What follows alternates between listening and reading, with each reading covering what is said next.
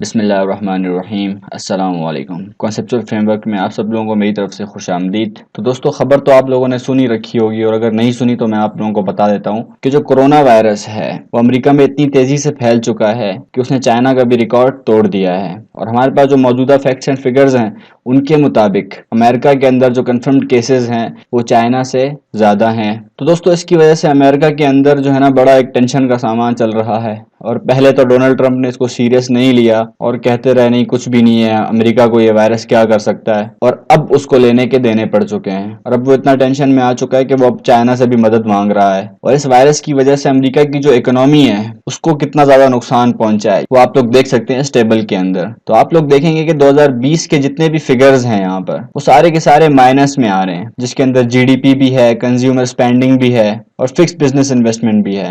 सब के सब जो फिगर्स हैं वो माइनस में आ रहे हैं। तो साफ जाहिर है कि इस लॉकडाउन ने यूएस की इकोनॉमी को कितना ज्यादा नुकसान पहुंचाया है। और सिर्फ यही नहीं, आपको पता है अमेरिका एक इंडस्ट्रियलिस्ट कंट्री है और वहां पर बड़ी बड़ी इंडस्ट्रीज हैं। लेकिन अब इस लॉकडाउन की वजह से हो क्या रहा है कि वहां पर उन इंडस्ट्रीज को रॉ मटेरियल नहीं मिल पा रहा है, यानी कि उनकी सप्लाई इंटरप्ट हो चुकी है। और जब उनको सप्लाई नहीं मिल पा रही तो जो उनके फिनिश्ड गुड्स हैं वो कंप्लीट नहीं हो पा रहे, उनकी प्रोडक्शन नहीं हो पा रही है। इसी वजह से उनको भारी भरकम नुकसान उठाना पड़ रहा है। और इसका नतीजा क्या निकल रहा है कि वो अपने एम्प्लॉयज को डाउनसाइज करने लग गए हैं, जिसकी वजह से अमेरिका के अंदर 3.3 मिलियन लोग जॉबलेस हो चुके हैं। और इतना ही नहीं, यूनाइटेड नेशंस के मुताबिक इस पेंडेमिक फेज के दौरान 25 मिलियन यानी कि 2 करोड़ 5 लाख जॉब्स जाने के चांसेस हैं, जिसका लाजमी सी बात है पूरी दुनिया की इकोनॉमी के ऊपर इम्पैक्ट पड़ेगा।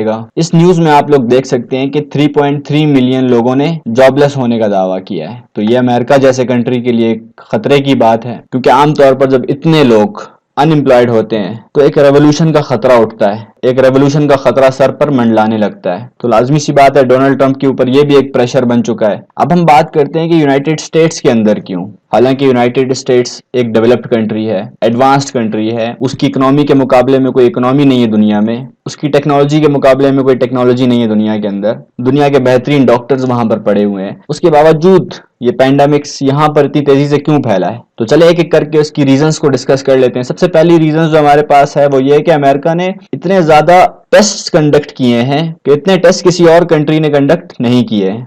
अब लाजमी सी बात है, आप जितने टेस्ट कंडक्ट करेंगे उतने लोग रिकॉर्ड में आएंगे ना। तो जो यूएस की कोरोना वायरस रिस्पांस कोऑर्डिनेटर हैं डॉक्टर डेबोरा बिर्क्स, उन्होंने एक स्टेटमेंट में ये कहा है कि हमने 3,70,000 टेस्ट कंडक्ट किए हैं और वो भी पिछले सिर्फ 8 दिनों के अंदर अंदर। और उनका ये भी कहना है कि साउथ कोरिया ने पिछले 8 हफ्तों में भी उतने टेस्ट कंडक्ट नहीं किए जितने हमने एक हफ्ते में कर लिए हैं। यही सिचुएशन आप पाकिस्तान के ऊपर भी अप्लाई कर सकते हैं कि पाकिस्तान के अंदर भी इतने ज्यादा केसेस आपको नहीं मिलेंगे। उसकी भी एक यही वजह है कि पाकिस्तान के अंदर इतनी टेस्ट फैसिलिटीज अवेलेबल है ही नहीं। उसके अलावा और भी पाकिस्तान के बड़े मसले मसाइल हैं कि भाई हमारे रूरल एरियाज के अंदर बेसिक हेल्थ यूनिट ही नहीं है, लोगों को हॉस्पिटल्स में एक्सेस ही नहीं है, और अगर एक्सेस हो भी तो वहां पर टेस्टिंग की कोई फैसिलिटीज मौजूद नहीं है। फिर आपको पता है हम लोग तो जो है ना नुस्खों पर भी चलते हैं और हम में हर एक बंदा जो है ना वो डॉक्टर बना हुआ फिरता है, और नीम हकीम लोगों को तो अपनी मशहूरी करने का एक बहुत सुनहरा मौका मिल चुका है। तो यही वो वजह है कि पाकिस्तान के अंदर और अंडर डेवलप्ड कंट्रीज के अंदर इतने ज्यादा केसेस शो हो ही नहीं रहे। और न्यूयॉर्क टाइम्स के मुताबिक आज की डेट तक अमेरिका तकरीबन 6 लाख टेस्ट कंडक्ट कर चुका है, जो कि साउथ कोरिया से और इटली से दोनों से ज्यादा हैं। उसके अलावा चाइना और यूएस के जो बिजनेस रिलेशंस हैं वो इतने ज्यादा हैं कि उनको खत्म करना कोई आसान काम नहीं है। आपको पता है up to 1200 billion dollars, sorry ये 1200 बिलियन डॉलर्स है, मैंने यहाँ पर 122 लिख दिया गलती से। तो 1200 बिलियन डॉलर्स का ट्रेड दोनों के बीच में सालाना होता है। और जब इतना ट्रेड होता है तो लाजमी सी बात है डीलिंग्स भी होती होंगी, बिजनेस मीटिंग्स भी होती होंगी। तो जो चाइनीज ऑफिशियल्स हैं वो कई सारी रिपोर्ट्स के मुताबिक जनवरी और फरवरी में भी अमेरिका विजिट करते रहे हैं अपनी मीटिंग्स को अटेंड करने के लिए। तो ये भी एक वजह है कि अमेरिका के अंदर ये वायरस इतनी तेजी से फैला है। अगली जो वजह है वो है अमेरिका का लेट लॉकडाउन। उन्होंने इस मामले को सीरियस लिया नहीं, जैसा कि डोनाल्ड ट्रंप साहब के खुद अपने अल्फाज हैं कि भाई हम लॉकडाउन करने वाली नेशन है ही नहीं। और अमेरिका के अंदर आपको पता है कि कई सारे स्टेट्स ऐसे हैं जो कि नॉकचर्न हैं, यानी कि वो पूरी पूरी रात उनकी शिफ्ट चलती रहती हैं। एक भाई दिन के टाइम गाड़ी चलाता है और दूसरा भाई रात के टाइम गाड़ी चलाता है। एक भाई दिन के टाइम रेस्टोरेंट संभालता है और दूसरा रात के टाइम रेस्टोरेंट संभालता है। तो यही वो वजह है कि न्यूयॉर्क को दुनिया का कैपिटल भी कहा जाता है। हालांकि न्यूयॉर्क तो अमेरिका का भी कैपिटल नहीं है, लेकिन उसके बावजूद ये शहर इतना मशहूर है अमेरिका के अंदर कि यहाँ पर दुनिया भर से लोग विजिट करने भी आते हैं। और इसी तरह से और भी हैं, जैसे कैलिफोर्निया है, वाशिंगटन है। ये भी ऐसे स्टेट्स हैं जो कि काफी एक्टिव हैं और काफी वाइब्रेंट हैं। तो इतनी आबादी वाले इलाकों में लॉकडाउन नाफिज करना इतना आसान काम नहीं होता है, इसीलिए वहां पर डिले हो गया मामला। और डिले होने का क्या नुकसान निकला है कि जो कोरोना वायरस है उसने अपना डोमिनो इफेक्ट शो कर दिया, और देखते ही देखते वहां पर जो केसेस हैं उनकी तादाद 40,000 से भी ज्यादा बढ़ गई। और अगर आप पूरी दुनिया के केसेस के साथ इसको कंपेयर करें तो पूरी दुनिया के केसेस का ये तकरीबन 5% बनता है। अब अगर यहाँ पर आप लोग देखें तो लेटेस्ट रिपोर्ट के मुताबिक पूरे अमेरिका के अंदर 1,04,000 केसेस कंफर्म हुए हैं और जिनमें से 1700 लोग मर चुके हैं। अब आप लोग देख सकते हैं कि न्यूयॉर्क के अंदर सबसे ज्यादा केसेस रिकॉर्ड हुए हैं और सबसे ज्यादा डेथ्स भी यहीं पर हुई हैं, जो कि अगर आप लोग गौर करें तो जो टोटल डेथ्स हैं उनका 1/3 बनता है। उसके अलावा आप लोग देख लें कैलिफोर्निया और वाशिंगटन, ये भी आगे आगे हैं। अगली जो रीजन है वो ये है कि जो अमेरिका है वहां पर सारा साल हैवी टूरिस्ट ट्रैफिक रहती है और वहां पर सालाना 8 करोड़ लोगों से भी ज्यादा लोग वहां पर विजिट करते हैं, जिनके अंदर मैंने आप लोगों को पहले बताया कि न्यूयॉर्क जो है वो पहले नंबर पर आता है। और सिर्फ यही नहीं, अगर आप लोग गौर करें तो जो दुनिया के टॉप मोस्ट विजिटेड कंट्रीज हैं, जिनमें इटली है, चाइना है, यूनाइटेड स्टेट्स है, स्पेन है और फ्रांस है, इन तमाम कंट्रीज के अंदर कोरोना वायरस के केसेस आपको टॉप पर मिलेंगे। तो अगर आप लोग उसको कंपेयर करें तो आप लोग खुद देखेंगे कि जो टॉप मोस्ट विजिटेड कंट्रीज की जो लिस्ट है, सेम वही कंट्रीज आपको इस लिस्ट में भी दिखाई देंगे। तो इससे साफ जाहिर होता है कि टूरिज्म की वजह से भी ये वायरस कितना ज्यादा फैला है। और अमेरिका में चूंकि बहुत ज्यादा टूरिस्ट अट्रैक्शन है तो ये भी एक वजह है कि वहां पर ये वायरस इतनी तेजी से फैला है। उसके अलावा अगली जो रीजन है वो है इम्पैक्ट ऑफ क्लाइमेट। दोस्तों आप लोगों ने सुना होगा, कई डॉक्टर्स बोलते हैं, इवन मैंने खुद भी सुना है कि कई डॉक्टर्स का यही ख्याल है कि जो कोरोना वायरस है ये ह्यूमिड एनवायरनमेंट में सरवाइव नहीं कर सकता, जहां का टेम्परेचर ऑब्वियसली हाई रहता है। लेकिन आज मैं आप लोगों को इस बात को साबित करके भी दिखाऊंगा कि वाकई में जो वायरस है ये गर्म इलाके की निस्बत ठंडे इलाके में ज्यादा तेजी के साथ फैलता है। तो इस मैप में आप लोग देख सकते हैं कि जो इक्वेटर है, जो पिंक कलर में हाईलाइटेड एरिया है, यहाँ पर सूरज की रोशनी सबसे ज्यादा पड़ती है। और यही वो वजह है कि यहाँ पे जितने भी रीजन्स हैं उनका टेम्परेचर हमेशा हाई रहता है। लेकिन जहां पर ये ट्रॉपिक ऑफ कैंसर शुरू होता है वहां से फिर टेम्परेचर भी कम होना शुरू हो जाता है। और ट्रॉपिक ऑफ कैंसर के बाद जो सब ट्रॉपिक्स की जो लाइन शुरू होती है, इसके अंदर मजीद आप लोग टेम्परेचर के अंदर डिफरेंस देख सकते हैं। तो आप लोग नोट करेंगे कि जो ऊपर वाली जो बेल्ट है, यहाँ का जो टेम्परेचर है वो 6 से 12 डिग्री सेंटीग्रेड के बीच में रहता है। और कई डॉक्टर्स के मुताबिक ये एक बहुत ज्यादा फेवरेबल एनवायरनमेंट है किसी भी वायरस को सर्वाइव करने के लिए। लेकिन इससे जो नीचे का जो इलाका है, यहाँ पर जो टेम्परेचर है वो 15 डिग्री सेंटीग्रेड से ऊपर ही रहता है। तो इस इलाके में ये वायरस इतना ज्यादा सर्वाइव नहीं कर सकता।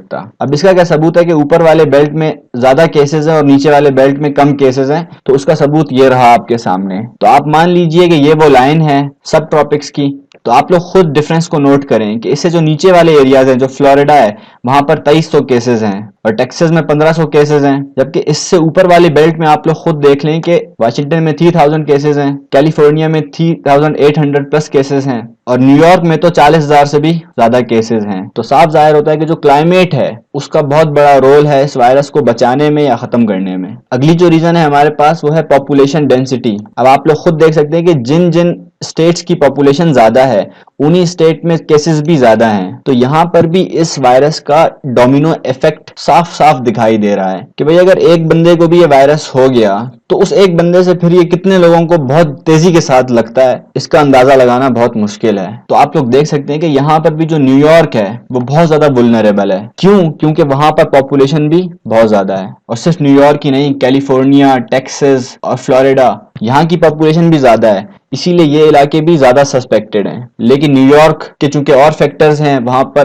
टूरिस्ट अट्रैक्शन बहुत ज्यादा है, वहां पर इंडस्ट्रीज बहुत ज्यादा है, इसी वजह से वहां पर इस वायरस ने अपने कदम अच्छे से जमाए हैं। उसके बाद जो आखिरी रीजन है हमारे पास वो है डोनाल्ड ट्रंप का फ्रीवुलस रिस्पॉन्स। यानी कि डोनाल्ड ट्रंप ने बिल्कुल भी इस मामले को सीरियस नहीं लिया और उनका मानना यह है कि अगर इस बीमारी से बचने के लिए लॉकडाउन किया गया तो उस लॉकडाउन के जो असरात होंगे वो कितने खतरनाक होंगे, उससे फिर निपटना बहुत मुश्किल हो जाएगा। अगर आप लोग गौर करें तो डोनाल्ड ट्रंप की बात भी ठीक है, क्योंकि ऑलरेडी इतना ज्यादा इकोनॉमिक क्राइसिस हो रहा है दुनिया के अंदर और अगर अमेरिका भी कोलैप्स कर जाएगा तो आपको पता है चूंकि अमेरिका की जो इकोनॉमी है वो पूरी दुनिया के साथ लिंक्ड है according to the dependency theory. तो अगर अमेरिका को नुकसान होता है तो पूरी दुनिया को नुकसान उठाना पड़ेगा। जिसकी मिसाल आप लोगों के सामने है चाइना की मिसाल। अगर अमेरिका चाइना के साथ ट्रेड बंद कर देगा लॉकडाउन की वजह से, तो ना सिर्फ ये कि चाइना को नुकसान होगा बल्कि अमेरिका को भी नुकसान होगा। और सिर्फ अमेरिका को ही नहीं, यूरोपियन यूनियन को नुकसान होगा, अफ्रीकन कंट्रीज को नुकसान होगा, एशियन कंट्रीज को नुकसान होगा।